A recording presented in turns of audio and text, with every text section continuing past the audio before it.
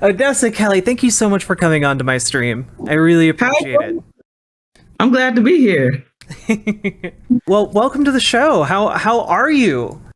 I know I just asked you that, but That's okay. I am better now. I've been waiting for this part of the day. I am well, given everything that is happening in the world. I say that within the fishbowl because I don't think any of us can really be well with all the craziness that's going on. Yeah. So I do have to ask, like, how do you cope, like, with all of the craziness? Like, what are your coping mechanisms? How do you get through the day when, like, you turn on the news and it's just awful? It's been awful for like a long while, a long stretch of time now. I know. I ain't the greatest at coping right now. Like I have a campaign to run, right? And the day after the election, I don't want to have any regrets, right? Mm-hmm. So a lot of just, trying to do everything that I possibly can. But I would say iPhone games. Yeah. Apple get a lot of money from me on these buying these little tokens on these different games. I would say that's a good, just zoning out for me. Which iPhone game is your favorite?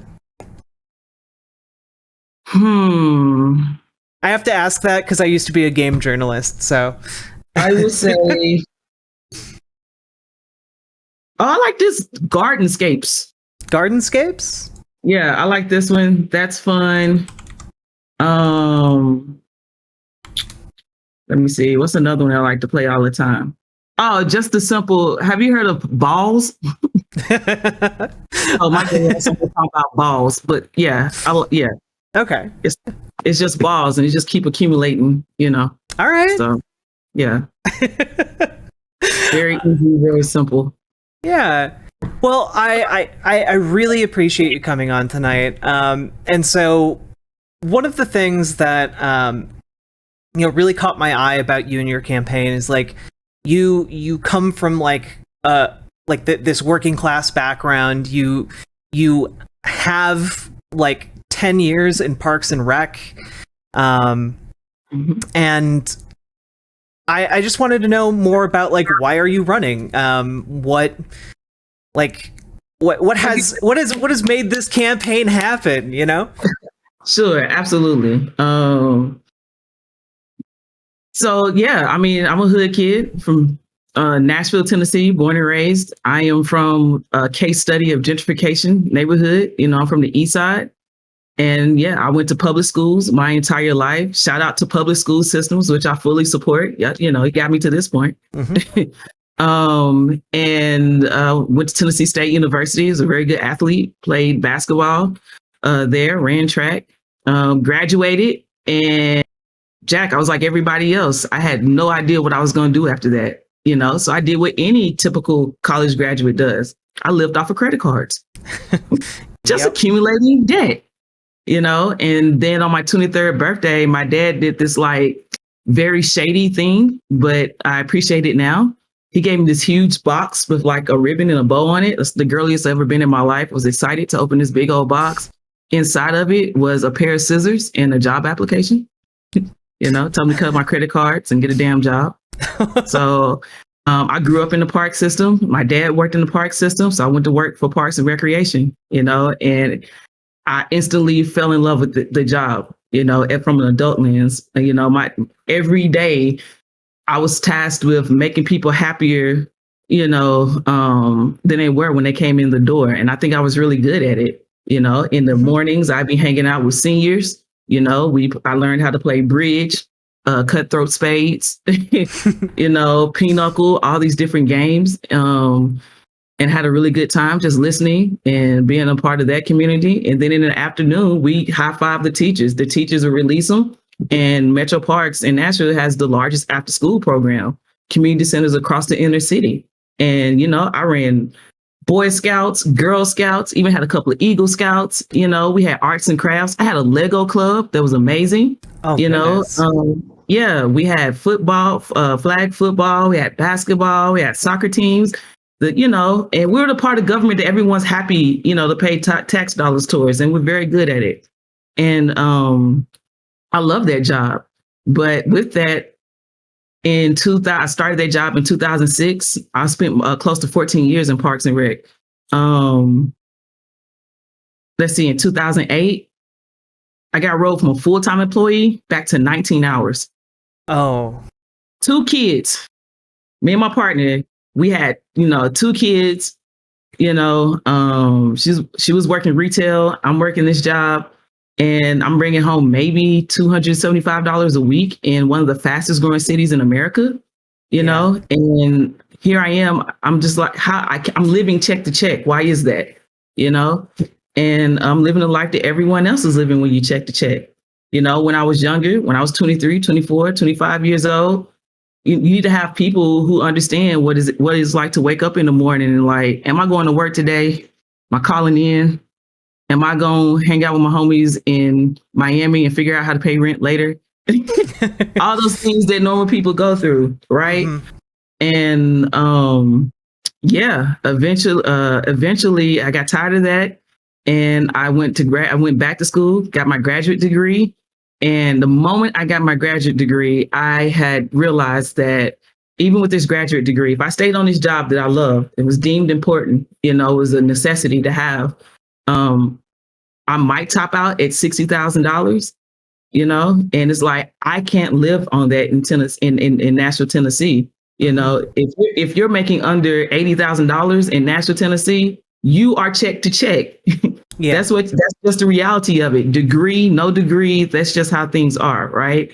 It's impossible for you to really pay your rent, pay all your utilities, and then just do some of the normal things that we do. Right now with inflation, people are having to make life decisions between gas, and rent, or it's summertime. Summer camps cost money. If they're not, you should go to Metro Parks because they're free.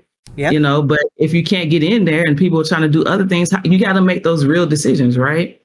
And so we need to have people in office, who know those type of experiences. But yeah, I just really started to think about, like, I'm living check to check. I'm on a job where I'm on the front line of poverty. So I see what the school to prison pipeline was going on. And instead of me running all these sport teams and doing these great arts and crafts activities and working with, doing leisure services, the majority of my job became passing out food boxes. And we were serving nearly 300 families a week. And I'm talking about people with uniforms on, and I'm in one of the most impoverished neighborhoods in Nashville, but people were coming from all over the city. The community center that I worked at, Napier Community Center, it was uniquely connected to Napier Elementary School. And it would be teachers and it would be, assistants in the school who would text me every day, yo, can you send me some food boxes to the side? Teachers. Yeah. Social workers would stop by the center and like, hey, I need a couple just to subsidize what they were making. Mm-hmm. And that's when I started to really pay attention to the public policies that were creating this conundrum. And that's when I started becoming more active. And, I was always in the street for a protest, but being in the streets of protest has its place. That's how we get attention. That's how we actively use our voice. But when you start thinking about the wheels and how you actually make change, that's when I started getting the groups, getting involved and understanding there's an economic undergirding that's going to keep all these things going on. Right. Yeah. And so for the past 7 years through Stand Up Nashville, which is my organization, we do social justice work and racial justice work through an economic lens. That's what we did. We spoke truth to power about how, there are all these corporations, there's these developers, there are these public policies and people holding on to power at your expense, and not giving you a say in how we build sustainable and healthy communities. And that is what led to me, running for office during the pandemic. Got to know, and before that, I got to know a lot of our elected leaders. And what I figured is that we did our job here on the local level. Mm-hmm. We have a progressive council here. We're going to get the mayor that we want eventually, a progressive mayor, and it's going to be 3 to 5 years. We are working. Nashville is is a blue city in a red state, but you have all the mechanisms of trying to change that, right? But where we can have some immediate change is at the federal level, because the same issues that we're fighting here in Nashville happening everywhere, different hoods, same story. And then what I come to find out later is that in rural areas, same issues. They might be packaged a little different, but it's the exact same playbook. So it comes down to a lot of the issues that get scapegoated as racial issues, class issues, and people are hurting and, everywhere. But that's a little bit of my background as a working class individual and how it came to me being in this position. Yeah. My partner is actually an elementary school teacher, and Okay. What you mentioned there about like having to call and like get figure out whatever that you can to get the food for kids in these public schools, they do literally everything they can, and it's heartbreaking. Yes, I mean, all teachers should make six-figure salaries. Definitely. I don't think people even understand how much out of pocket they come, on the little paychecks that they have just to make, because people have souls. When you watch some of these children it's not white and black. There's minutia, there's gray, and all these different situations and contexts that, just can't be explained on paper. And a lot of teachers will go that extra mile, to make sure they can meet that child's or that community's need, so bless them all. Yeah. So one of the things that is kind of that caught my eye as well is like this very grassroots nature of your campaign. Like you're coming up, and for a lot of people who might be like tuned into like the big dogs, like the big power players in like Washington and stuff. Mm-hmm. It can seem like you're coming out of nowhere, but like, you're armed with like this 14 years of experience in local government. Like you got all these skills at your disposal. But like, what are the challenges then of running one of these grassroots campaigns against, a Republican machine? Well, I think what you just said, I think the fact that people think it's not just a Republican machine. When I first started running, I was running against a Democrat. True. Yeah. And it's a lot of people in power. It becomes just about money, and a lot of them it's not Democrat or Republican at that point. I was broke when Democrats were in office. I was broke when Republicans were in office. And what I think it comes down to are the issues and us making change. I think the biggest challenge is us actually having people in this office who have a shared experience of what 99% of us go through. Mm-hmm. Majority of elected officials in U.S. Congress, they was rich before they got in Congress. They got deep pockets, sis. Deep pockets. Been having deep pockets, right? Yep. Like they don't need no donos. None. Right? They got those silver spoons. Exactly. And it's like that's like the aspiration. We all want to like do well and be able to like live the best quality of life that we can. But when the equation of living that best quality of life is oppressing me and you, so they can like the most of, extend their margins as far as they possibly can, there's a problem with that. And that's what we're seeing today, So I think the biggest barriers is exposing what the real problems are. When we start, we scapegoat things like, women's rights and all these things that are important to me, important to you. We should have agency and autonomy over our bodies.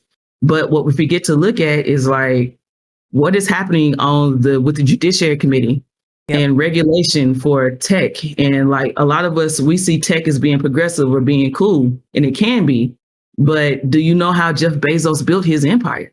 Right. And it's and it's by pretty much killing, mom and pops and small businesses, by building a warehouse and targeting, how they say low income, which we know is Black, people of color, brown people, their homes, and just buying up swabs of land.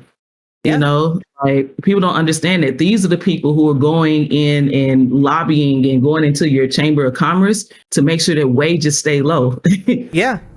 So those are the type of things that we forget to look at and pay attention to. Yeah, because I grew up kind of straddling like the border between like urban and rural, and one of the things that I would notice like as I was growing up in like small town Minnesota, you'd have a Walmart roll into town, and they would undercut the prices of every other local business. slowly just kind of squeeze them all out until they had to close down. Every mom and pop closes down in the town. And then the only place you can go to work or buy things is Walmart, you know? Sure. And that same thing is, you know, I've seen it happen time and time again in all over the country, and not just in rural areas either. And it's this steamroller that's crushing people across the country. Absolutely. And then that also creates this them the ability to not pay you like there is no Walmart, like there is no Amazon, there is no millionaire became a millionaire on his own. Mm-hmm. You know, and it's like, so like another barrier in Congress too is people in Congress, or a lot of people in Congress today, they don't want you to see yourselves as part of the American fabric.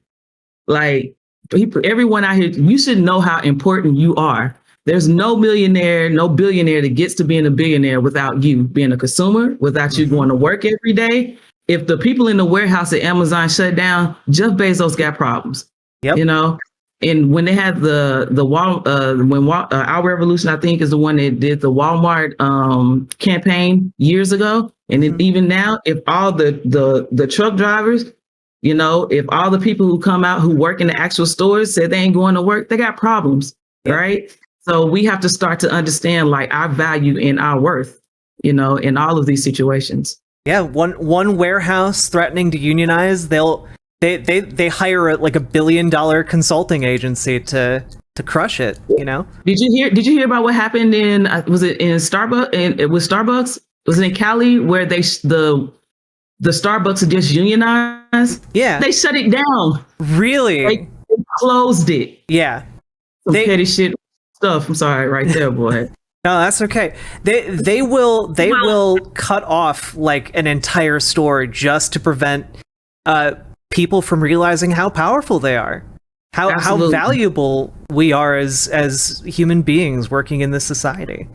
Absolutely. That's why I'm so proud of Christian Smalls and what he did, you know, with the Amazon workers, you know, just giving people that like self of pride and their agency. That's the reason why I run, you know. And I think the other barrier too, like, is money.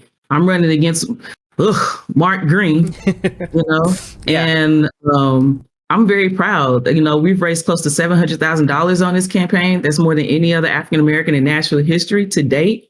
You know, he's worth 30 million. He made a lot of that money by being in Congress. He cares nothing about his constituency. All he cares about is making profits in his stocks, right? Yep. You can pull $1 million out of his draws, you know, and I'm working my butt off, you know, to try to get that number. You know, our overall number is we need to get raised $2 million, you know, and the reason is that that's to make sure that we can have all the staff that we need. And we want to live by our values. We want to pay people their worth. You know, when you see me here, there is 50 other people. Shout out to everyone who's been supporting and helping Odessa for Congress. People's been pushing me, prepping me for policy, making sure I'm on top of things, running our social media. You know, all these people who go out and talk to other people about pay attention to this person, be a great candidate. You know, it's a community. It's like it's supposed to be. Yeah. It's a real democratic process in how we run these things, how we pick out issues in our platforms, right? Yeah. And then $500,000 is what we think is going to estimate just for us to get on TV in the last 45 days. And that's necessary for us to go tit for tat. Yeah. You know, my rule is now urban and rural areas. In a lot of rural areas, people not on, a lot of older voters, they're not on social media. Right. You know, most they might be on Facebook. You know, after that, they're on TV, and TV is highly expensive. So that's the reason why we're trying to raise all this money, you know, so that we can actually go tit for tat and win this race and flip a red, see blue. Well, and so you mentioned, you know, now you're going out to the holler, and I have to imagine like the redistricting that happened, I believe in early February, like has really thrown your campaign. Like how are you handling like dealing with a district that is radically different than it used to be? The district is different, but the issues are the same, which is why I decided to keep running. You know, if for those that don't understand, if you don't know, like Nashville, I was running in District 5, TND 5, and for the past I think, 197 years, Nashville has been one blue or deeply Democratic district.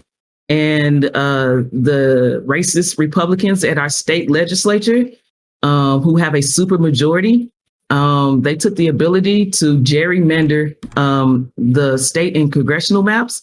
And so what was one district in 5 got blown up and cracked into 3 different districts. Yeah.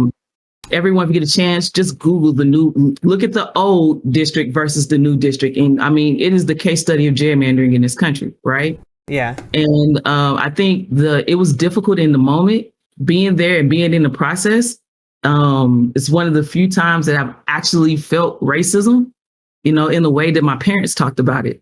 To be in a room where I have a bunch of older white men, not even acknowledging that I'm in that space. That's very difficult. And then too, I think the other difficult part of it was when they gerrymander a district, you lose a lot of money because it blows up your campaign and you have to start all over again.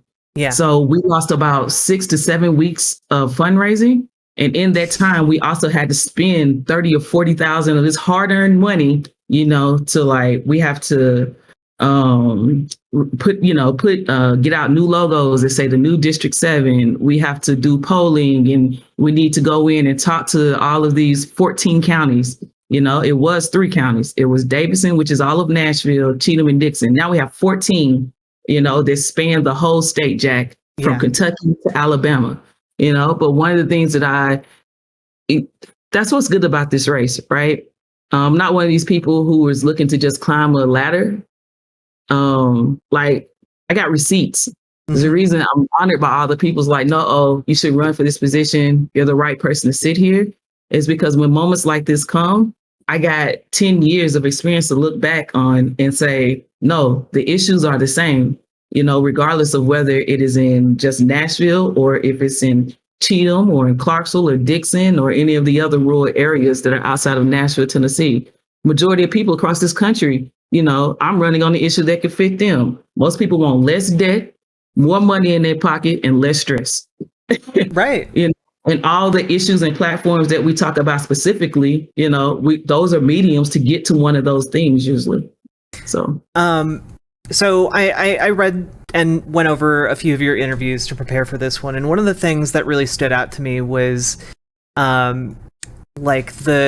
belief in this Southern progressive beating heart, I guess, that a lot of people just don't know is there necessarily, or don't really know how to tap into it, and how you seem to have in your campaign found a way to reach people who they're wearing MAGA hats, but they'll campaign for you, so can you tell me a little bit more about that? Because I think for a lot of people that might strike them as very, very unexpected. Yeah, the secret is just being authentic and honest. That's honestly all it is. And it's rare in politics. Yeah, when I was working at for Metro Parks, I was also working at FedEx. I was in warehouses slinging boxes. I had kids to take care of, and had rent to pay, all those other things. And you had a lot of people who were coming down to Nashville, the big city, to work at FedEx as well from, rural Greenbrier. And I know you don't, these are rural cities outside of Nashville. So think of the biggest city in Minnesota and then rural cities outside of it, you know, because like you were talking about, a job. So they come where the jobs are. Right. Mm-hmm. And I got to know some of these people, and this is before they were wearing MAGA hats. What they were doing is, one person in particular, I won't give their name, but he was working at FedEx because his brother was the first in his family to get into college. He got into one of the smart nerd schools, Cal Polytech. I think it's MIT on the West Coast. I think it's something Cal Polytech or something like that. Caltech. Thank you. Caltech. All right. But he didn't get any scholarship money. So this person, being a good big brother, said, I'm going to get this extra job because I want you to be able to concentrate on going to school. Mm-hmm. How that is that's what's up, right? That's Yeah. amazing. Yeah. You know? And the job that he currently had, like, is no way that he could do that, you know? But he was very tired, had his own family, children, you know? And so we got to know each other from doing, you know, just having that experience. And there was another individual who's been rooting very hard for me. His mother had a pre-existing condition, and the prescription, like, it was just expensive. You know, the healthcare costs was just astronomical. Even after them having insurance, it was just astronomical. So he got a job, you know, to help his mom out. And yeah, it was odd, you know, because they're from these areas, they have their own things, you know. A lot of them, I didn't like Hillary, so they voted for Trump, you know. And I think a lot of it's trendy when you're from areas like that to wear a MAGA hat, you know. But they don't like Mark Green. They respect me because they know me, they know what I'm about, you know. And these are people that understand that having a person in leadership who can have a positive, immediate impact in their life is a lot more important than someone trying to push an opinion of like women's rights down their throats when it has no impact on how they live their everyday life. Yeah. You know? So yeah, I think I garnered a lot of respect from people who are across the aisle from me because of that. Definitely. Like speaking plainly and like meeting people where they're at, I think is something we don't see enough of in our politics. Right. On most things, on some things, like some things that I'm not, I think a lot of them respect me too, because I don't sit on fences. Yeah. And I never will. You know, I am openly gay. I'm proud of it. I will never back off of it. No. And I love Jesus just like anyone else who considers themselves to be a Christian. Yeah. Right. You know, I think we need to have a ban on assault weapons. And so, like, you know, like, I'm not gonna meet people there when we have children dying. You know, this stuff keeps happening. Like, you know, there will be, you know. But I hear what you're saying. I think part of it too is us. I think that's what's wrong. That's why I say I'm a progressive Democrat, because I'm not Joe Manchin. No. I'm not Kristen Sinema. I'm not sitting on any fences. I'm not saying things that just get me elected again. Right? I'm not a dino. Isn't that what it is? Dino, Democrat in name only? I guess so. You know?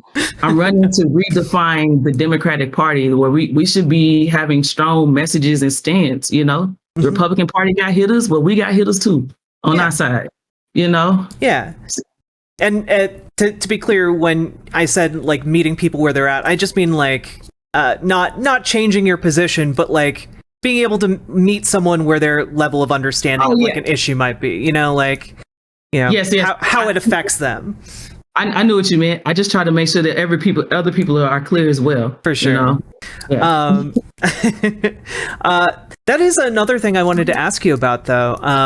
I think for some people, it might seem odd that you are this progressive Democrat who's openly gay and also very much Christian. This is something that's, you know, you've brought up a number of different times. And I think it's something that some people might look at and be like, how does that work? Do you like? I wanted to ask a little bit about your faith and sexuality, and just like if you're comfortable talking about it, of course. Yeah, I think we've let the Republican Party hijack Christianity, you know, and we've let them use it as a scapegoat or as a guise to spread hate, ignorance, you know. And like, to me, that's not what spirituality or Christianity is, you know, in my book. I think I'm a typical Southern kid, Black kid, you know, church every Sunday, going with my mama on Monday to the Usher Boys meeting, Tuesday to choir, all that stuff, right? I was like, thank God when I got to college and do all that, right? And I got to meet a lot of other people of different faiths. My parents always taught me, though, like, being a Christian is respecting everyone else's faith as well, right? And not just like some fake thing like, oh, I respect, like, no, understanding and respecting people, you know, like, because God is God. That's how I was taught in my house, right? I think that, and then, you know, Chris, it's your actions, it's your deeds. It's not just your words. When I became more involved in social justice and activist work, my walk with God got deeper in those moments. When I was with a bunch of other hippie, older activists, young people, who were trying to profess their faith by, in actions of making sure that people got fed every day, that people weren't dying in the streets because they didn't have shelter, that it should be a human right for people to have health care, So I used to look at all those, what would Jesus do, bracelets and all that. I'm like, Jesus would be with us in these streets, about that life. it wouldn't dare, cross the aisle and be on the other side. So I think that it became a lot easier for me to understand that religion is man-made and spirituality is inside you, and that you need to learn the difference between the two, and the closer like me running this race was very clear that this is what God wanted me to do. Just like I believe God wants me to question a lot of things that are in the Bible. Yeah. Yeah. Faith should be able to withstand questions, and scrutiny, and it should like Christianity is what I use because it's the easiest things for us to say, right? But, making people happy, you finding that inner peace, like hate it takes energy to do that, right? Yeah. And it takes a deep, insecurity about something in yourself for that to be like your main thing that you do all day. What do some of these people wake up every day? Like, who can I hate? Like, what is that like? When these, sad. After Uvalde happened, and these people were talking about they wanted to protect gun rights. What do your prayers look like if you're such a Christian? Dear Jesus, I protected guns tonight. Amen. Hallelujah. What? That makes sense. Dear Jesus, I built a wall. Them people can't get over here now doing God's work. That is insane. It doesn't even make sense, right? So, I think my Christianity stands on the fact that it is based off of deeds and action and trying to, build good energy with other people. Yeah. I mean, historically, in the Bible, God's the one who, tears down walls, not builds them. Thank you. Yeah. So yeah, I hear you. I hear you loud and clear. And speaking of, so we're talking about LGBTQ stuff at this point. Okay. Mark Green is perhaps most well known outside of Tennessee for being extremely anti-LGBTQ, to the point where it seemed to be the thing that got him out of the running for Secretary of the Army under the Trump administration. That's wild, ain't it? How can you be too extreme for Trump? Exactly. Or the Trump, that's crazy. But that's who I'm running against. How do you run against someone who is running a campaign that is so directly opposed to not just you having rights, but people like you and I existing? Religiously? But how do you reach people who might agree with him? Or do you not? Are they too far gone? I don't know if it's about reaching them. I think that plays back into when you start trying to, like I said, stand on your beliefs and your principles, right? Mm-hmm. And try to make some common sense out of it. That's why I just tried to make the what does it look like for them to say that they're Christians? How do you pray at night? What do your prayers look like if you're so Christian? I think that's what I do. I try to talk about the issues too. You can talk about LGBTQ rights all you want to, yet the hospital, which was the main economic engine in your community, or is the only convenient and best access to healthcare that you had, is just closed down because people like Mark Green, who is a doctor, they lobby to make sure that public health facilities are shut down so that they're forced to go to these little fake clinics like he has, in places. They don't give any real type of healthcare that is needed.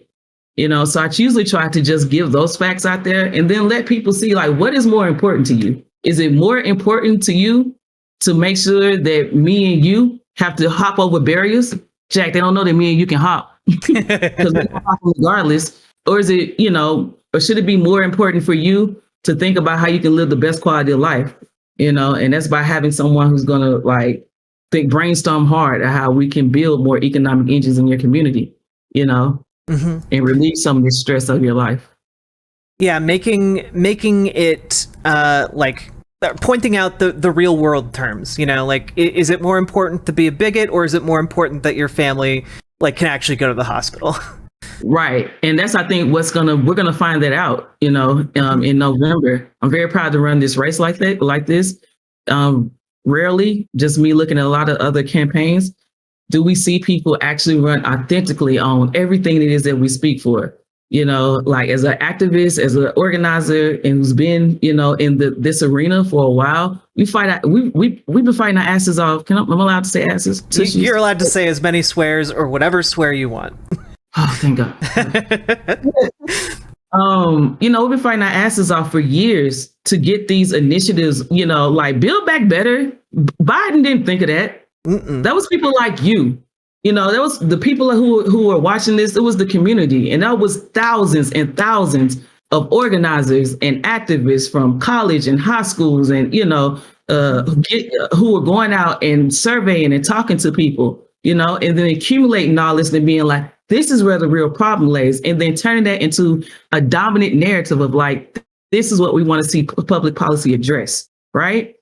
And so I want to be a candidate that can run on that. So we have a real measuring stick of what does it look like to run 100% on the things that we actually need. I'm not afraid to say when people say, what policies do you want? I want policies that are centered around healing people, not policies that just create numbers, or profit or just criminalize people. Can you, when you're talking about policies, what are some of your top three that you want to see happen? Okay, I forgot to plug in. Oh, don't worry about it. All right.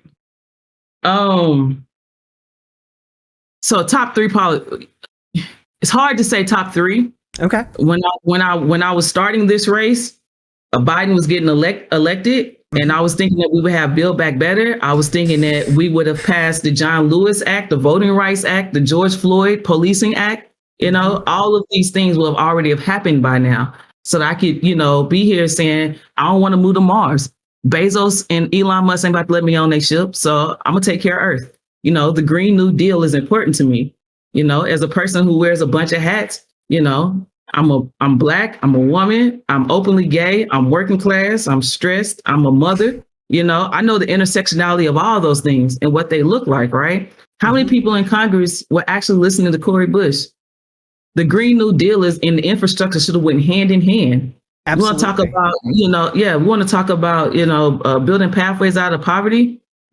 Why not train people who are living in these areas to be the ones to get these jobs? Give contracts to women and small women and minority businesses, to carry out all of these things. That is what, a true democratic process look like when we're growing America for, the well-being of all boats rising. Exactly. So I would, now it's like we need to do everything that we possibly can to defend our democracy. You can't let it crumble, right? So I'll put all those things. That's like codifying Roe v. Wade. That's, restoring voting rights.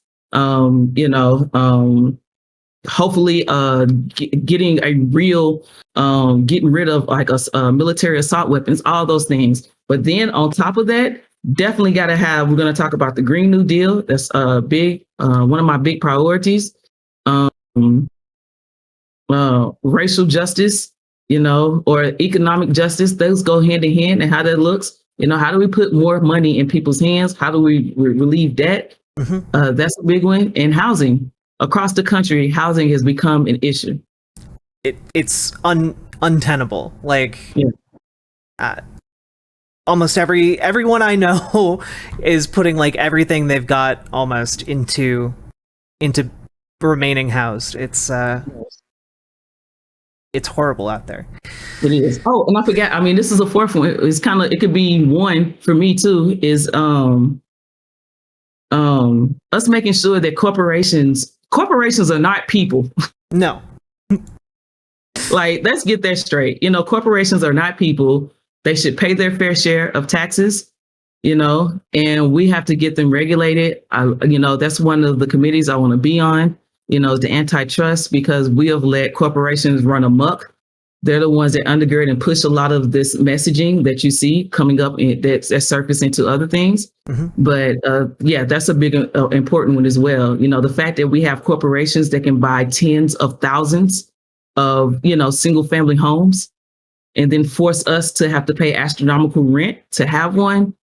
That's an issue that we need to face and define as America. Is that how we want this country to be ran? Yeah. A lot of this, you mentioned something interesting earlier.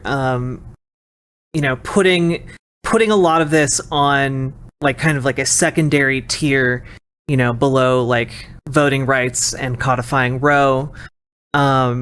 And getting rid of college debt, college loans. Lord Jesus, yeah. I need that too. We all do. But I guess like what is when you look forward? I know you're probably focusing right now on your campaign, but like when you look forward, there are political analysts now saying, democracy itself is like, at an all-time low. People have some of the lowest confidences they've had in democracy in like polling history.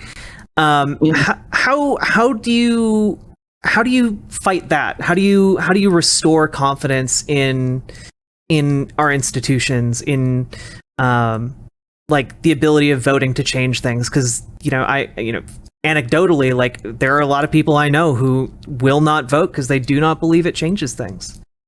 Yeah, and I understand that. That's part of the reason why I'm running. In the before the presidential, I'm here in Tennessee, neighbor to Georgia. Thousands of us who went to Georgia knocking doors.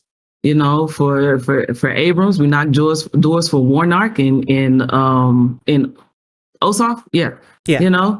And what happened the next day? January 6th happened, right? Mm-hmm. But I will say, during all of that, we're trying to get people to vote. I heard a lot, like, what is the difference? When I don't see a difference in Democrats being in office and Republicans being in office. And that is because the stress on their lives has stayed the complete same, right? Mm-hmm. And I am running to show the definitive difference of what it is when we have someone who understands like the urgencies and the angst and the needs and the stresses that we have to run and try to fix those. We know what the solutions are. The thing is that you got 435 members of Congress. We need to it can't just be me. Yeah. It needs to be me. It needs to be Amy Biela. It needs to be Keena Collins. Shout out to Summer Lee, who won in Pennsylvania. Support Jessica Cisneros, mm-hmm. Who's running against to try to replace a horrible Democrat, down there in Texas. In that way, we have the political will to get some of these things that have failed, relieving the stress on people's lives. It all comes back to that. And I think it's those things that I just said. Whatever policies and bills that we can enact that make people not feel like that they're slaving in a 9-to-5 every day. Mm-hmm. That work is just a piece of your life, not like just the only component of it that matters. I think that is the biggest thing that we can do. And that comes in a myriad of different things. That's why relieving college debt does that. You know how much money you put back in the people's pocket? And I don't even understand that. Majority of us will probably put it back into the economy in some type of way, mm-hmm. But just relieving that type of stress, I think, does that. I think building policies that don't build barriers for your everyday person, but actually heal some of the issues or trauma that we have, That way that people have the emotional space to think about civics and see themselves a part of something that's working for them is how we, and that's just my shot at how we change it. You know, I don't think anyone really knows, given that we are here in this day and time. I think was it what, World War II? Last time it's been like the morale has been this low. Yeah. Yeah. Yeah. Yeah, you mentioned something there, like people need the emotional space to be able to think of like those second order things, and so many of us are just going paycheck to paycheck, or trying to figure, like sitting up late at night, what am I gonna do? I have a kid, I have a mom who needs medical bills. It's real hard to think about, like, or think that like democracy and your vote and your time volunteering is going to make a difference when you got all those other real things staring you in the face every day. And it's on purpose. It's a River Vote Jack. That's why, thank you for letting me be here. Talk to the Twitch community. I'm not allowed on Twitch. My kids are on Twitch. That's their domain. Even though I taught them how to game, it's weird, but anyway. But that is like on purpose. The lower they keep wages, the more they keep the stress high and the building bigger divides instead of bridges between communities. You don't have the emotional space to think about civics 101. The difference between local, federal, and state. Understanding the difference, like the correlation between, taxes and the public services they bring to us and the people who are actually lobbying to keep them low and why, And so like, that's why we come on spaces like this, because we're going to have to be that generation or this era in time that puts a stop to that, Right. I want 25 years from now, I want my kids to know that I did everything that I possibly could, to make their lives better, and that's for everyone out here as well. I know you have a lot of young people that follow you. So shout out to you. If it's one thing that I can do, I'm trying to hand you off a world that is decent, at least, but also tool y'all and equip y'all better than I was equipped.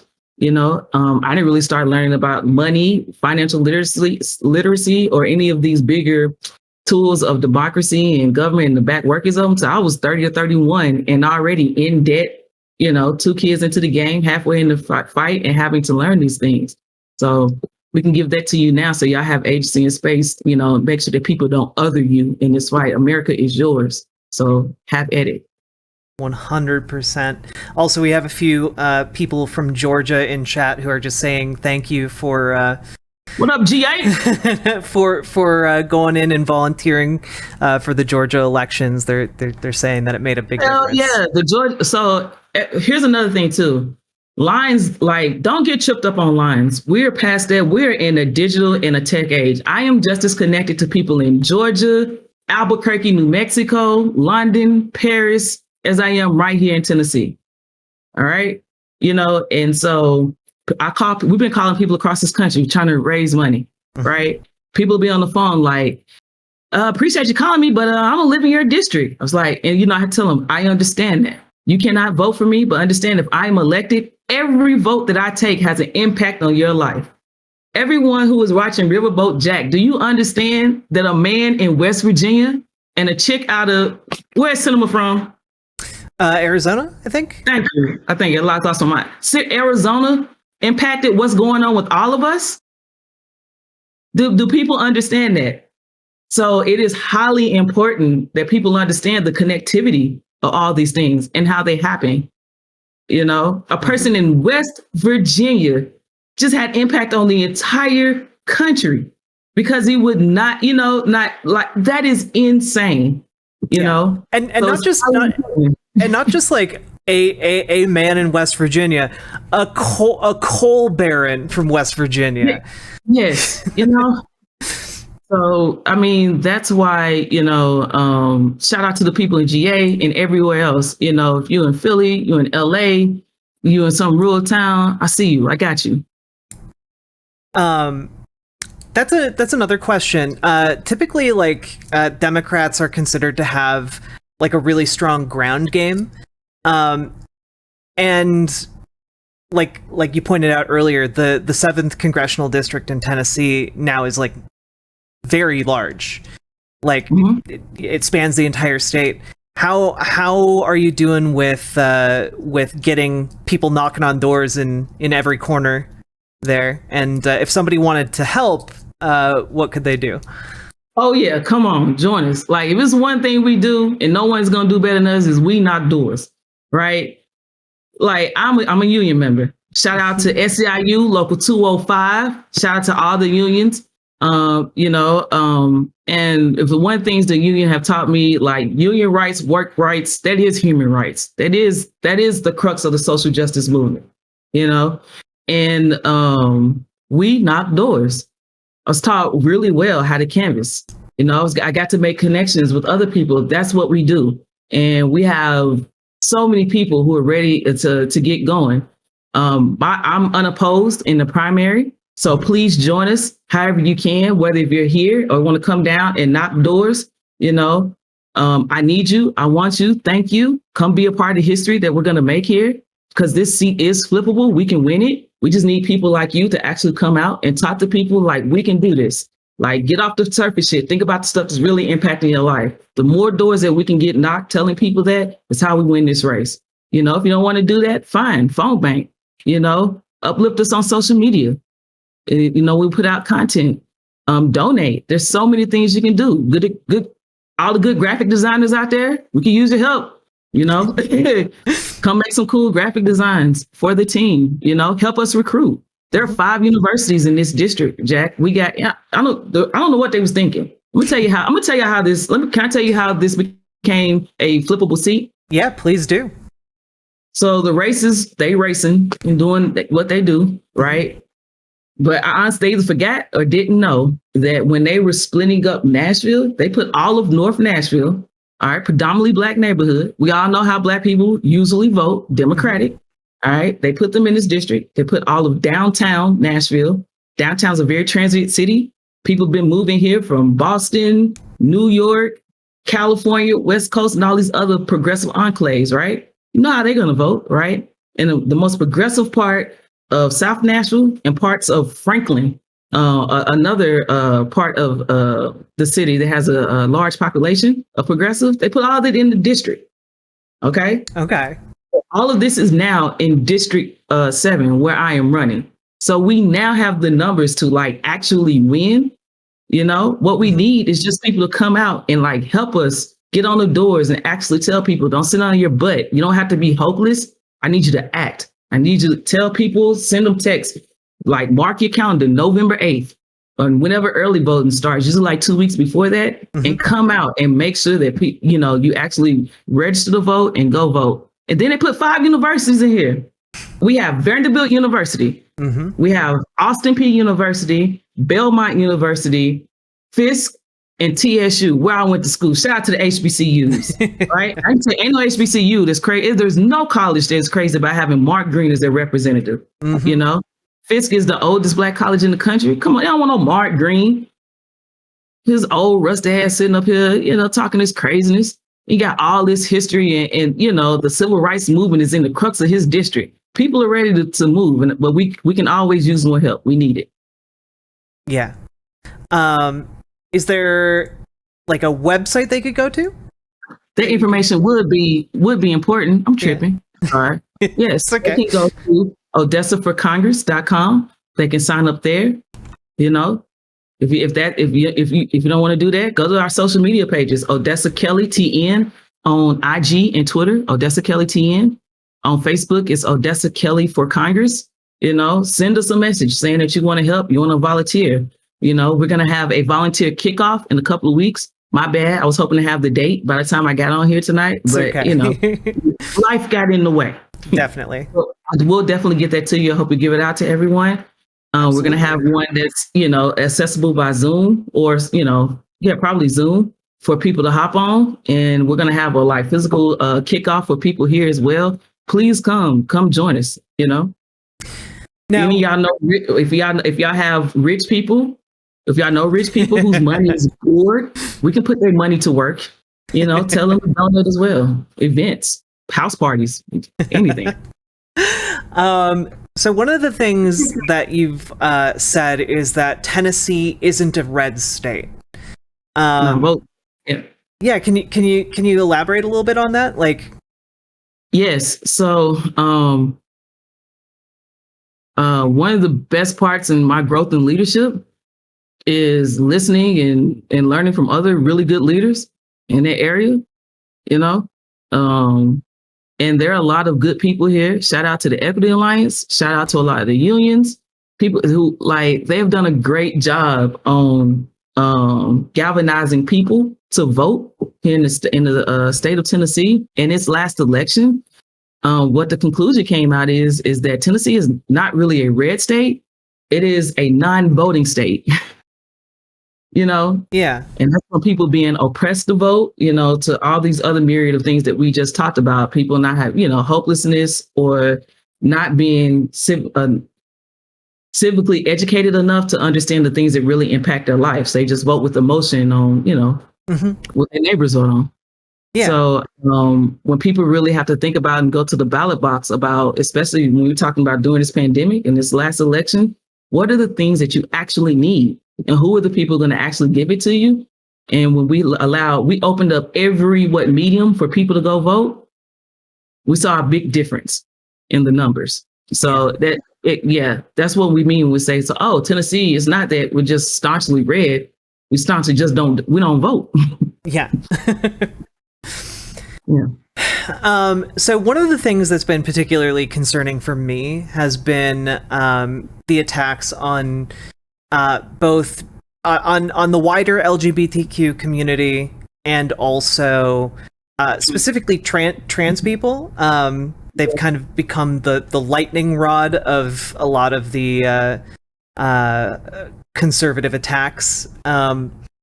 And one of the most recent pieces of legislation has been Florida reclassifying trans healthcare as experimental, effectively barring adult trans people and kids from accessing that treatment. And so I was just wondering, how is this combated from Congress? Like, what can we do about this? Because it's crushing to see this pass in Florida and know that because of Florida kind of leading the way when it comes to conservative states, that other states are going to be following in its footsteps. Yeah, I hate to keep saying. I mean, well, I don't hate to keep saying it, it's just what the truth is, right? Mm-hmm. You have to vote, right, and vote with some accountability. You know, Hope Val Demings can get rid of who's down there. Is it Santos? DeSantis. I mean, yeah. You know, and we can they can. Let me take a deep breath on it, first of all, because we're literally talking about people's lives, you know, and for them to have the autonomy to do that, you know, I think that when we start talking about, I don't know what it looks like and what we would need to codify, if there's anything that we could codify. But then, too, we have to understand, too, does that fall on the House of Representatives or does that fall in the Senate? And who gets to make the final vote on that? You know, I was listening to Majority Report. Shout out to my friend Jason Freeman. He's got me listening to Sam Cedar and them. And last couple of shows, they have constantly been saying that, like, we are 4 or 5 senators away, you know, from being able to do things like, expand the Supreme Court. I think that's one of the things that we could do. Let's go from 9 to 13. You know, we all know the truth. We've had several elections stolen. You know, if you look at the popular vote, you know, we have been the one. We want progressives. We want, you know, Democrats in office, but there are these tools and mechanisms in place, you know, that keep us from actually actualizing what that power looks like, you know. And so that has also happened too with us having Supreme Court justices, you know, taken from us that we should have been able to have named. So I think expanding the court, you know, while we have Biden in office, you know, or while we have Democrats in office, so that we can get more people with common sense on the Supreme Court would also be a good tactic in doing that. I don't know. I don't interpret law. I'm not a lawyer. Yeah. But I would think those would be the common sense, steps that we would take in trying to do that. And my heart goes out to everyone in Florida. I don't even know what to say to that, because we're literally talking about people's lives, So yeah, it's crushing. We're on unprecedented times too, so a lot of these things, there's no like playbook for them. I mean, yeah, hatred has depths. Yeah, it certainly does. Yeah. Well, I was wondering if you would want to make a call to action for people to donate to the campaign that we're running right now to raise money for the campaign we're running to raise money for your campaign. The campaign, I guess.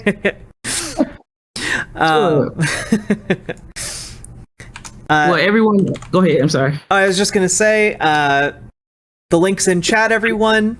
Odessa, take it away.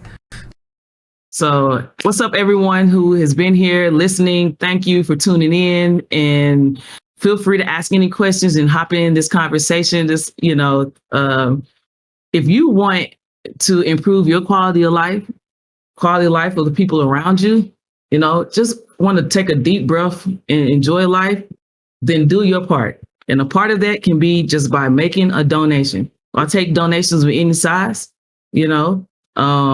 This has been a People's Ran campaign, a grassroots campaign, people giving $3, $5, $20 when they can. We know it's hard out here in these streets, so whatever you can do, count that as you being a part of making history, right? And building the country that you want to see. And you can do that by donating to the link. I don't know if it's above or below in the chat. To the side. To the side. Donate to the There you go. Right there. And we really appreciate it. Every dollar is, I told you earlier what it's going towards. We have full transparency on this campaign. We have staff. We want to grow staff. We want to get more field organizers out here cutting these maps. So that way, when y'all donate, that person can call you and be like, thank you for volunteering. If you want to knock doors, here's what you can do. That takes time, and we want to pay people their due, to be here and give healthcare to our staff. Just because you work on a campaign, you might get sick. And we want to make sure that we can take care of you, right? Mm-hmm. The other part of that is to go toward these ridiculous things that must happen. Let's be real out here in the world, right? Like I said, media markets are expensive, and it takes a lot of money to pay for it. If we want to go tit for tat in these last 45 days to make sure that we have the most visibility to people that need to actually vote, then we got to raise that money so we can pay for it. So don't think that your money is going to waste or is going to some coffer somewhere. We don't do that. We make sure that every dollar is going toward a good use so that we can build the America we want to see. There we go. There we go. Chat, now would be a perfect time to send in your questions. And if you have a problem, I noticed some people are talking about Act Blue. Just as an FYI, that is something set up by the people I'm working with at Progressive Victory. Money is going through there just so we can see data on donations from Twitch and figure out how to make this more effective. But all of the money will be going to Odessa Kelly's campaign. Thank you. Yes. So if you have other questions for Odessa, please send them in now. Yes. Ask me questions about anything too, Yeah, fun questions are welcome too. Yeah. People question. know, like, I've been saying, I thought that Golden State was going to sweep Boston. They lost game 1. So I said, okay, well, they're going to win 4-1. And now they lost another game. I think they're going to win 4-2. So ask any questions about anything. I went to go see, anywhere, everywhere, elsewhere the other day. Oh yeah. How was that? I don't know what the hell happened, but I loved it. I felt wonderful at the end of the movie. It's like a lot of things going on. And I don't want to spoil it, but everyone should go see it. It's amazing. So my rear end in chat asks, "Do thick thighs in fact save lives?" do thick thighs save lives? Yeah.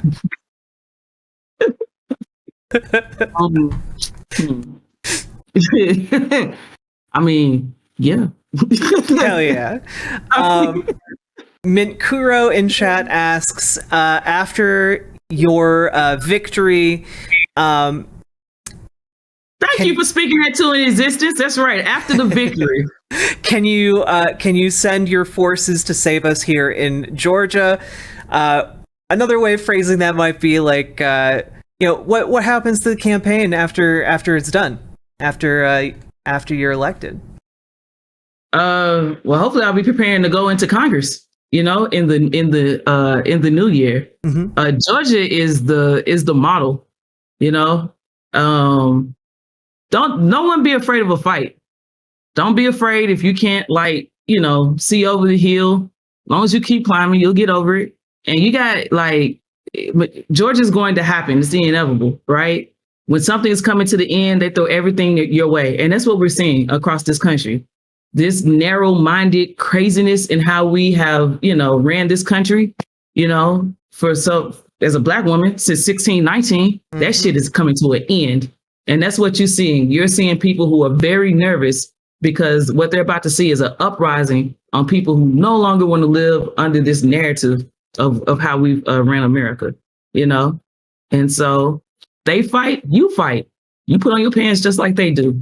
And Georgia's doing a great job of that. Got good leadership there. The eyes of the world are on Georgia, So, and any way that I can be there after the my campaign, I'm gonna sleep properly for a month. Let you know that now. Gotta hibernate. Yeah, and I will be there. I'll be able to help any way that I possibly can. Yeah, I got good leadership everywhere that is working in synergy too. I think that's one thing our side has done. We eat the left. The left eats the left. Sometimes we get because we caught in our own trauma and we all get it right. Mm-hmm. And it's like, no, this has got to be the thing. That's one of the things I learned too by happenstance. Like, okay, everyone can have their own lane. We are trying to fight for this little piece of the pie while the enemy is over there eating the rest of the pie. And it's like, no, I'm gonna go take that bite over there. 100%. And shout out to my homegirl Rana. She was running in New York, and she doesn't have a district anymore. But she's gonna run again. Y'all look out for I can't think of Rana's last name right now. I'm sorry. Abdelhamid, thank you. So that's my homie Joey. So he keeps me on top of things. So shout out to Michigan, all the Democrats in Michigan. So y'all have great people there. Joy came all the way down from Michigan via New York just to work on the campaign. I appreciate him. We got a question from this Juan. Is it wise for Stephen Curry to play while injured, or Steph Curry to play while injured in Game 4 this Friday? Yeah, it down 2-1. I mean, it depends on if he thinks no one knows better than Steph if he can go or not. I don't from what I've seen from Steph over the years, he's not going to do anything to hurt his team. He doesn't have an ego like that, So, I mean, whether Steph is hurt or not, if he's on the court, it makes it easier for everyone else to score because you got to keep. I mean, he can pull from half. It ain't like, that's not he pulls from half and he can hit what, 50%, 60% of them. So, yeah. Another question, favorite album of the year so far? Ooh.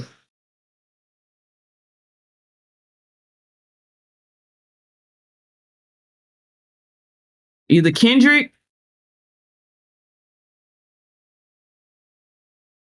This is the hardest question of the night right here. Yeah. I mean, honestly, Donda. Okay. When y'all listen to Donda, we all know Kanye ass crazy, be on that bullshit, right? But you can't take away from him being a lyrical genius, So, I mean, that's a good one. To me, it's got to be one. It's got to be one or the other. It's got to be Donda or Kendrick's new album. So, Okay. Mr. Moore will be banging. um. Okay. Is cheesecake a pie? And then we have a real question after this one. Is cheesecake a pie? Yeah. Shit, I don't know. It's good though. My favorite kind is the tiramisu. I like tiramisu, and I like y'all. This is the only time I ever put nuts in my mouth. It's the one with the little chocolate nuts and the turtles on it. So yeah, that one. Yeah. Do you feel like purity testing is a major obstacle for leftist politics? Hell yes. Hell yes. Whoever said that, I'm gonna donate to you. Like, yes, 100%. Yes, it happens far too much, and that's what I was talking about, us being like in our trauma, and it's like, I burned a couple of bridges when I was first getting into that as well, not by having a purity test, but like that's where we, Jack, what you were talking about earlier, meet people where they're at. Instead of just meeting some of these people there, I was just like, man, F you. We're gonna do this over here, and then I never forget, I was at another event, and like these crazy radical right-wing evangelicals were like in the face of the person I was like, F you too, right? So I was coming over to like, nah, F y'all, and that's not realizing that moment, like we want the exact same things. We just taking different tactics, a different train of thoughts to get there. And that's when I realized we spend too much time fighting each other instead of fighting the real enemy. So absolutely, there's a lot of purity politics and things, and we should be pure on some things, like there is no debating, women's rights. Right. Women's rights is human rights. There is no debating trans rights or LGBT community, our rights. We are America. We're workers. We're union. We're a part of the fabric, and like we're human beings that are living the same life as everyone else. So, there's no debating that,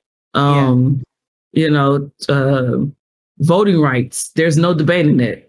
I'm a descendant of enslaved people. Would be no America if it went for my ancestors. And so I'll be damned, I'll die fighting before I ever, live on my knees. That ain't gonna happen. So other than that, I think, we should have grace on some things. Yeah. Can you give like an example of like an issue where like there could be some grace? Like what are like, ooh, yeah, I tell you, like what is a negotiable issue, right?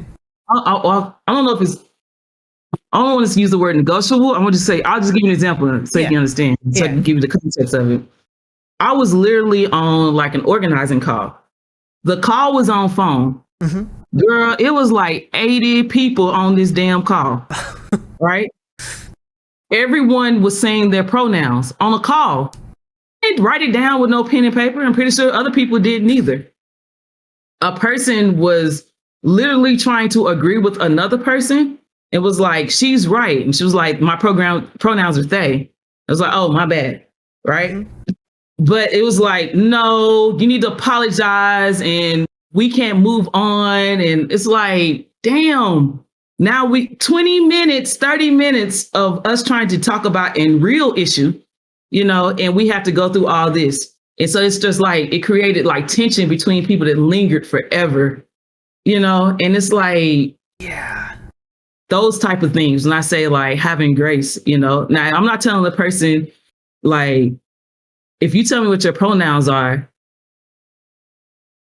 I might forget once or twice or whatever, but I will, with every good intention, call you by your proper pronouns. Right? Because you should like be able to identify you. So I don't say you negotiate it, but don't just like cut somebody off, because, especially if they're not part, we practice this when, we're in these silos, in these arenas where we are trying to build these and normalize these healthy practices.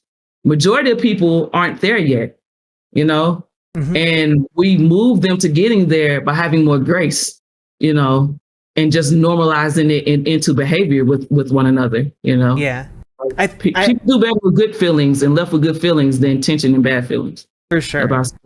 Yeah. Like I definitely get what you're saying. And that story also sounds just weird to me, because like as a trans person, if someone screws up my pronouns, the last thing I want to do is spend 20 minutes like having like an argument about why someone should apologize to me. I just want to move on. Let's talk about the issue.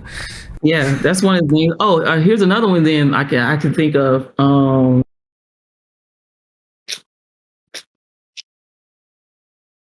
We all come from like different backgrounds, and we can want like different things, right? Mm-hmm. I want to own a home one day, right? Mm-hmm. There are people who are on our side. They have a very good argument about like why, we should decommodify housing. And if we ever got to that point, okay, cool, right? But right now, if I had the ability to, I'd want to own a home, and I want Bella floors in that motherfucker. I want it to look nice. Yeah. And so does that make me someone who's like, I'm not a capitalist because I want to own a home? No, you just want to not pay rent. Yeah. And it should be okay to want nice things. Yeah.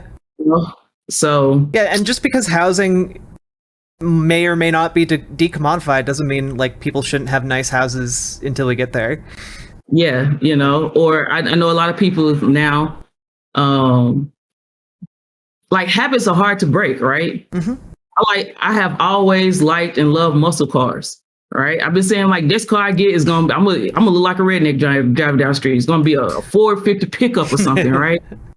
And having friends have moved me to like, I'm like, okay, I want the electric, like, what's it, the Ford 150 Lightning, whenever that comes out, mm-hmm. But thinking about like, okay, we have to live our morals and our values. And yes, I should do my part in wanting to take care of the earth. I think it's important, right? One of the things I can at least give up on is like driving a gas guzzler, especially now with, with how high gas prices are, mm-hmm.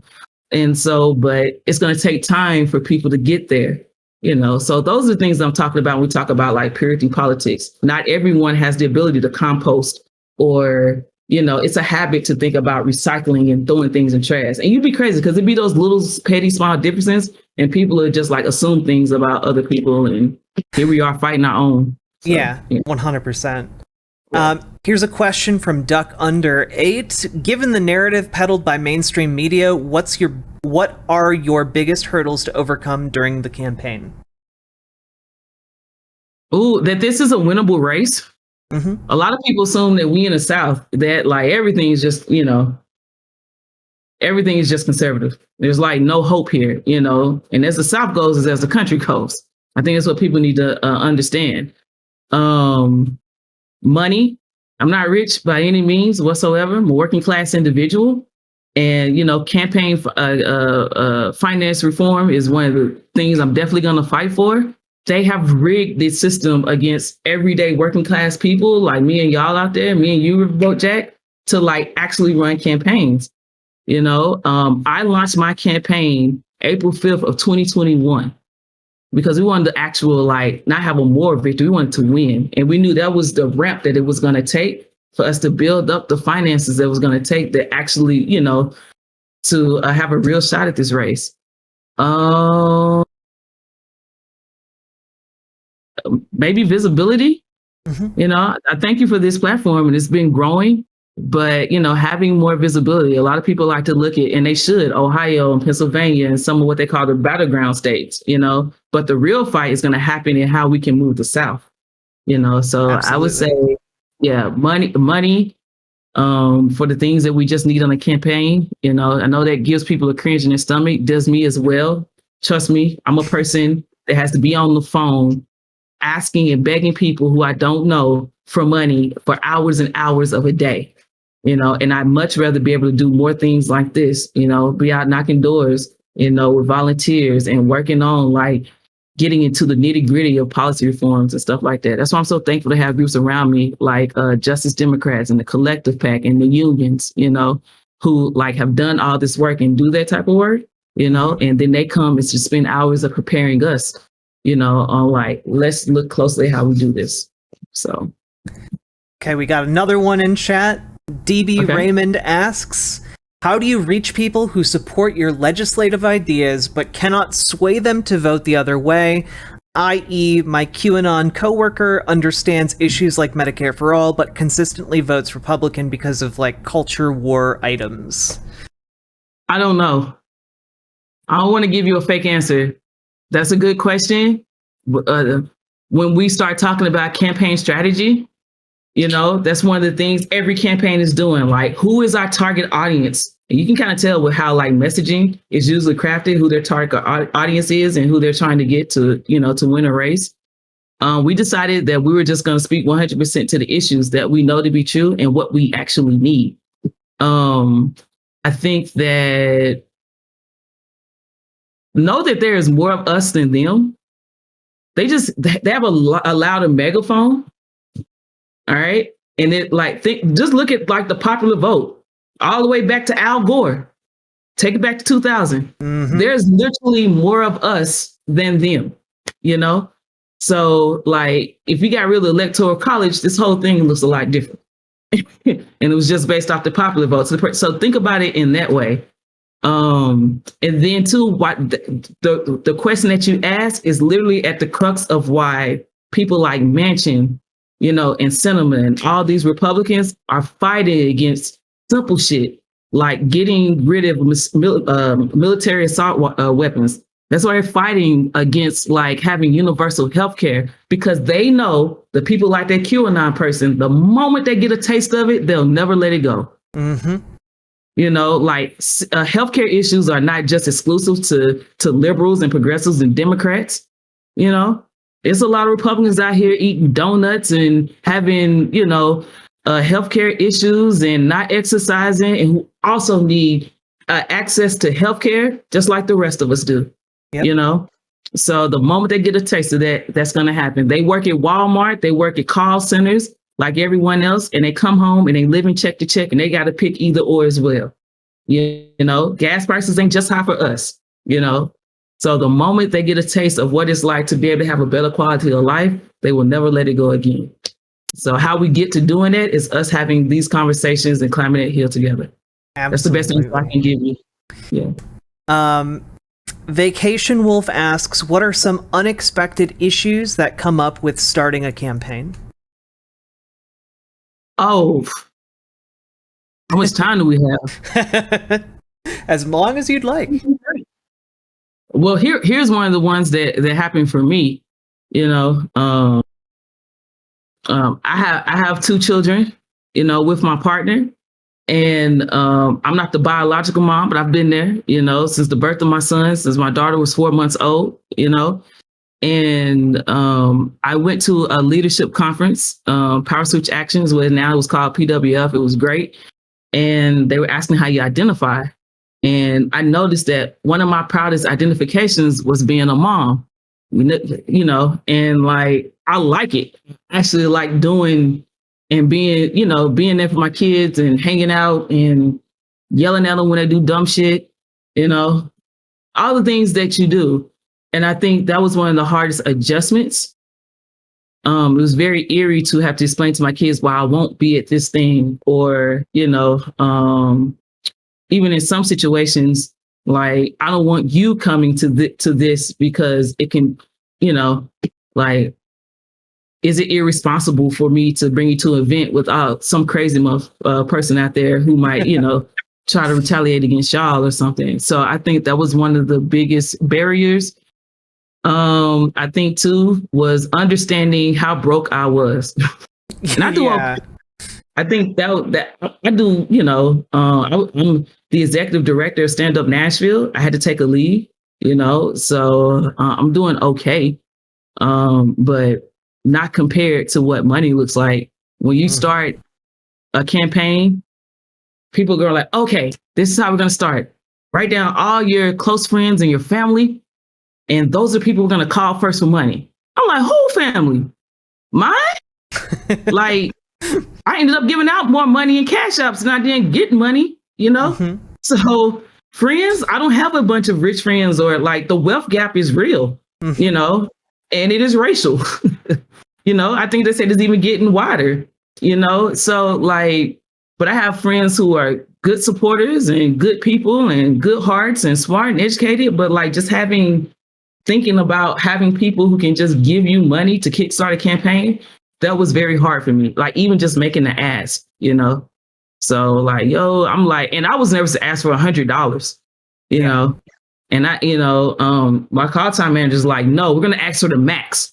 I'm like, what's the max? $2,900. I'm like, you're going to give me shot. He's like, no, they want you to ask. They're offended if you don't, So I think it was just being ingratiated into knowing a lot of people who, they do give and they want to give and make sure that they can defend the market as best they can. Allow them to do it with their pocketbook. So just being able to ask people to like, give me your hard-earned money, so that we can have a chance, to fight to build the country that we all want to see. Those are two things. Yeah. Yeah. We also have another one here from Salmon Moose. How does Odessa feel about the state of global politics in relation to what she's working towards? The state of global politics in relation to what I'm working towards? Yeah, and I guess in relation to your politics. Yeah, I think it goes hand in hand. I'm by the terms of how I am not an international or foreign affairs expert when you get down into the details of it. But I got eyes just like you. We can feel the tension and see what the bullshit is happening and what's going on, right? And so I will take all those approaches with the human rights lens first, And I think that's why I would craft any policy or take any stance about what's happening around the earth, the globe. As far as like these wars, like, heart goes out to Ukraine, hold your head, keep the line, do everything that you possibly can. And then we start getting down into the minutia, like, if we're sending aid and all those things and how they're happening, I just take a deep breath, we start getting into like human life. Like, I mean, because it's a real question, right? Putin got his finger on the button. And everybody here right now, that's not like a theory. We see things that can happen in real life. The arms race was real when it took place and it happened, right? Mm-hmm. And so if Putin ain't got nothing to live for, what's to say he won't push that button and take all of us out? So do I understand Biden was or does he have a responsibility to try to like thread that and understand that he has a responsibility not only just to us as Americans, but to the rest of the world? If Putin thinks that, I don't know, because all of it is guess game, right? I don't know what the hell is going on inside Putin's head. I just know he off. He tripping. Yeah. Right? That's what we all know, and the rest of it is a good guess game. I would think that people in Russia want to live too, though, and I think that it's a hard decision on how far do we go in a situation when someone has the power to end everybody's life on Earth? He has nuclear weapons. We start talking about things like that. I think globalization and global markets are a problem. Amazon, you can't be the marketplace and the retailer. How that work? Mm-hmm. That's why they've had revolts and people pushing back against them in many other countries as well. I think there's a conversation to be had about policing the world.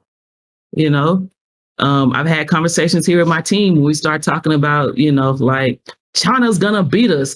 And okay.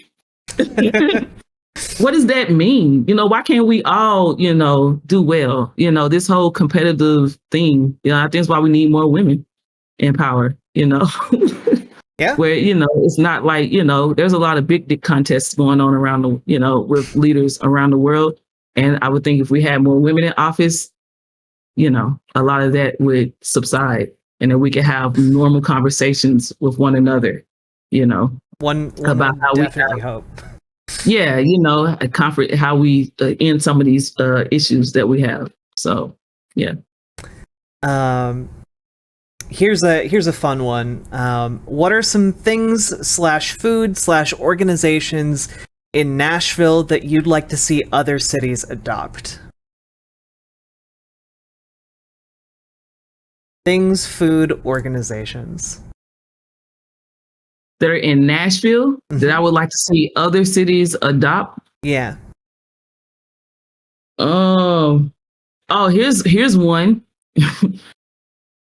This goes to people on the West Coast and like in New York. When I ask for tea, it should automatically be sweet. Okay?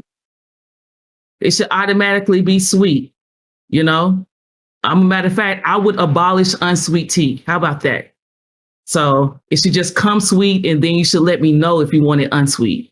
So that's one thing that happens here on the normal that I've learned the hard way in other places. To ask for tea, or they'll bring me like Earl Grey. And I'm, so okay, it's a little different. I think here in Nashville, we automatically cook things with with grease, sugar, and butter. It tastes good to the soul. I know it's not good to the arteries, so maybe those type of things. Relatedly, someone wants to know your position on Nashville hot chicken. Yes or no? So it's complicated. So that's another thing that's been like, gentrified here. And even some of these gentrifiers of hot chicken, they decent, but like Prince's, which is the original hot chicken, Bolton's, if you're down here, and I'm gonna tell everyone a little secret, people go there and get the hot chicken. If you get the hot fish, go to Prince's, get the hot chicken, go to Bolton's, get the hot fish. People don't think it is the best hot fish in America, Okay.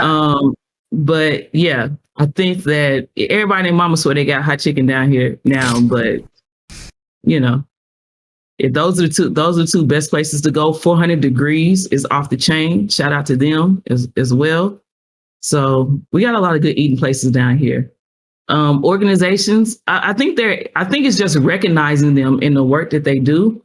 Like for instance, Stand Up Nashville, where we work. Do you have organizations that do social justice work through an economic lens? We're gonna always have to give out food boxes. We're gonna always have to talk about, crime and recidivism, as long as there's concentrated poverty. So what are we actually doing to build pipelines, and pathways to the middle class? I would look at organizations like that. Y'all have them. Shout out to TIRC, Tennessee Immigrants Rights and Refugee Coalition here. They are the largest immigrants' rights organization here in Tennessee. I've made a lot of friends, learned a lot about, people who are here, undocumented, documented, people who are waiting on, to get their citizenship. We should have a clear path to citizenship, I believe. So I think it's the type of organizations where in the actual organizations, and more like, I shout out like the Equity Alliance. The Equity Alliance was built by 5 Black women. It was like, we got to do something about what's going on when Trump got in office, and we need to have an unapologetically Black voice that authentically speaks to the issues that are happening in the Black community, or our voice. Because what's like the Black agenda is the agenda of everyone else. We want to talk about jobs, the economy, healthcare, civil rights, and all the everything else. It's just making sure that people can see it through our lens and our perspective, right? Mm-hmm. And I think they have done a great job in doing that. And they started off by being able to have like the spirit that they invoke to galvanize so many people to vote. It's the same way that Stacey and NSA and them did in Georgia. So I think it's more just looking for those type of groups. A lot of times we'll give to like groups who say they doing the work, but you should actually look and see, are they actually producing, the things that you need? We got receipts for the work that we do. We try to make sure it shows up in a tangible way for the masses. Okay, your commentary on Nashville hot chicken has now sparked a heated debate in chat. Zaxby's or Bojangles now? I don't like Bojangles just because of the name. That's fair. Like my Black ass, I'm like, why are you calling it Bojangles? Like, anyway, that does seem like a really weird. It's like one of those black over. exploitation races. Like, if y'all seen Bojangles, like, just like, that's like the Amos and Andy type. It just gives me that feeling and everything. Yeah. That's why, come on, black people, eat some greasy chicken. Come on. So Zaxby's. Yeah. Because I like the solids. They good, I've never, I had heard of Bojangles, the restaurant, but I've never been to one, and I've never heard of Zaxby's, so I have very little skin in this game. Gotcha. Well, I'm just picking. I'm picking Zaxby's. I think it's better too. So Bojangles got them buttery, sugary biscuits. So any of you looking to have a heart attack after one biscuit, Bojangles wins. If you like grease with a little bit of chicken, Bojangles wins. So yeah. Okay, here's another serious question from DB Raymond. Republicans have adopted a strategy where they emphasize personalities and theatrics over policy, like Trump, Green, Boebert. Do you think Dems could adopt a similar strategy to gain attention and favor, minus the being a big dumb monster aspect? All right. Yeah, that's the question. I'm a big personality. You are. Yeah, help me get out there so more people can see it, and speaking on like the right things that we should be talking about. I think Republicans have won the messaging war. And the reason is things that we talk about. We have too many Democrats that's been sitting on the fence, or they have been able to guise their greediness for just money under the name of Democrat, and they haven't Democrats forgot about their base, working class people. Democrats have been winning elections off the back and the consistency of the black vote for umpteenth years now. Yep. And so I think if you want, like, I have a responsibility to my children, to my family, and to my community. And by my community is not just where I grow up and where I live and the people who it's all of you out there too have a shared experience. Like, you're tired, it's sick and tired of this shit, right? So that goes back to what we just said about those purity politics conversations.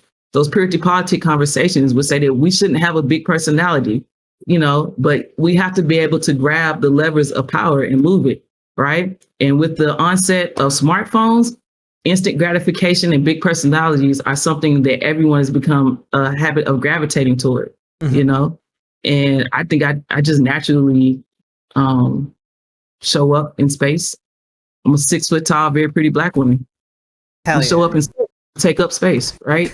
And so I use that and then try to use my voice my personality to be a tool to gravitate people and give them comfort in the things that they naturally think should be right.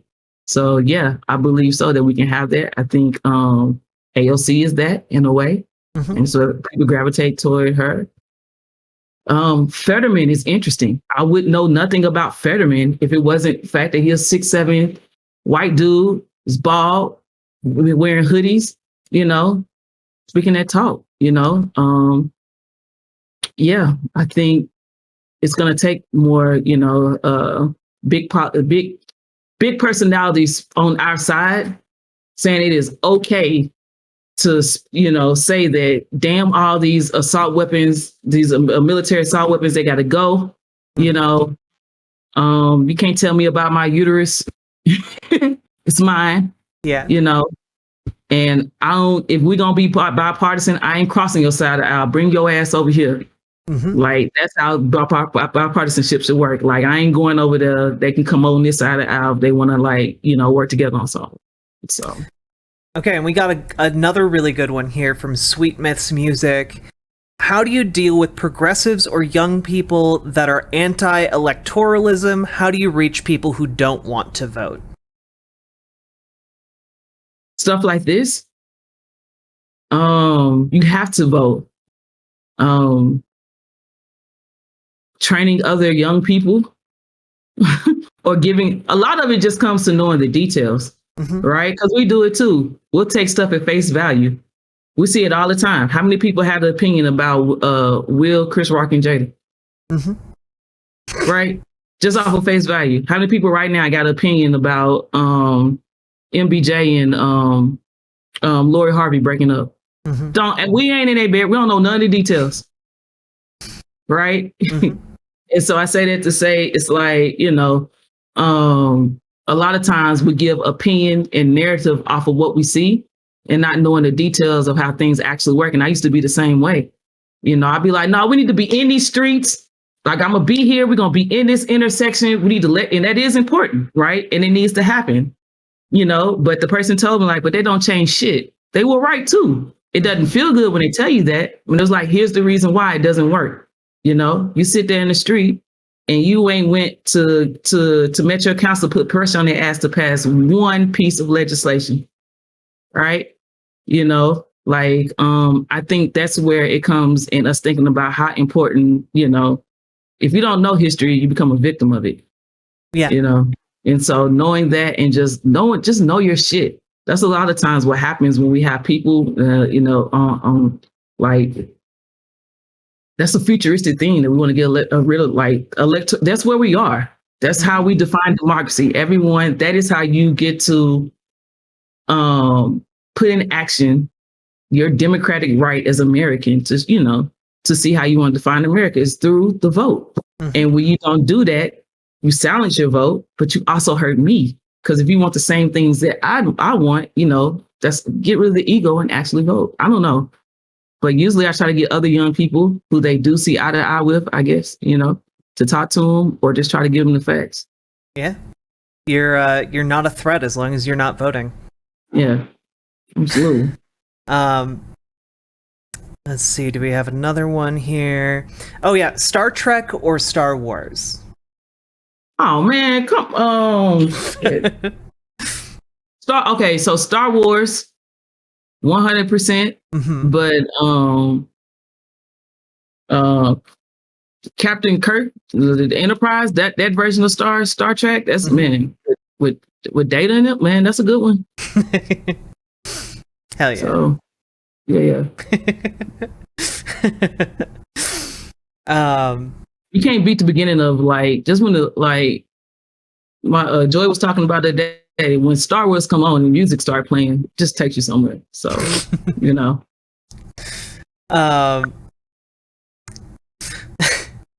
Okay. Well, let's do you want to do another dono shout out? Said you went out for a second. I want to do what? Do you want to do another dono shout out? Yes. Everyone. This link right here. Over here. Hit that link. Okay? Text that link to your friends, to your family, to the boss you like and don't like. All right? To your ex-girlfriend, your ex-boyfriend, everybody. All right? And tell them to donate. All right? If you want to be a part of making history, this is how you do it. You can help our campaign. Putting more people like me in office is one of the many steps that we got to take, but we got to take them and we can't skip any of them. All right? To defending democracy and having the opportunity to build the democracy that we want to see. All right. So please donate. We need that money. It goes to us making sure that we can grow the staff that we need to have to adequately keep running the race in the way that we've ran it. We've done a great job so far and it's growing, want to keep growing and to go toward the things that we're going to need, to do in the last 45 days of this campaign when all the attention's on us and things are heating up. So we appreciate it. We need it. Please go to this link and donate. Odessa, get Odessa elected to Congress. It's hard to talk about yourself in third person. Me, so your girl.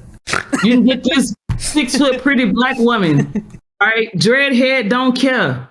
In office, speaking truth to power from the floor, standing right beside Cori Bush, being like, nah, we ain't going for that. All right. So, yeah, do your thing. $2, $3, $5, $7, go ahead. For those of you who have the means and can do more, we take it. The max donation that you can give is $5,800, $2,900 for the primary and $2,900 for the general. So if you can do that, go ahead and show out.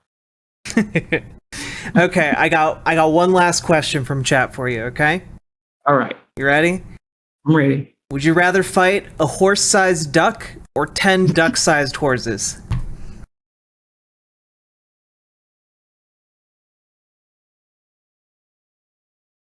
I'm gonna take the 10 duck-sized horses. Okay. What's your reasoning? You paused. You were clearly thinking it through. I'm trying to think of the bill on the duck being that, like, how long, how, like, the size of a horse's mouth. I ain't trying to fuck with that. I'll take the little 10. Yeah, I'll take the little 10 mini horses. So, yeah. You can. Oh no. Chad is all now coming up with their own strategies to deal with horses. They all seem to agree with you, though. Yeah. Odessa Kelly, thank you so much for giving me so much of your time tonight. You've been on for almost 2 hours. Yes. That just flew by. Yeah. I appreciate you. Appreciate everyone out here allowing me to come on and get to know me a little bit better. Please follow us. Again, we're on IG and Twitter, Odessa Kelly TN. For those of you on Facebook, Odessa Kelly for Congress. You can go to the website and check out our full platform. That's odessaforcongress.com. You can just Google me. You can see some of the things that we've done in the past and how I got here. It's really it's an inner peace to not have to like pitch a platform or ideology. Like I've been working on the things that I want to fight for in Congress.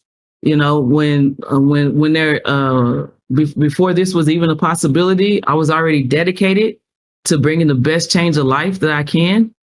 The reason why I'm running for Congress is because public policy became a barrier in what I wanted to do.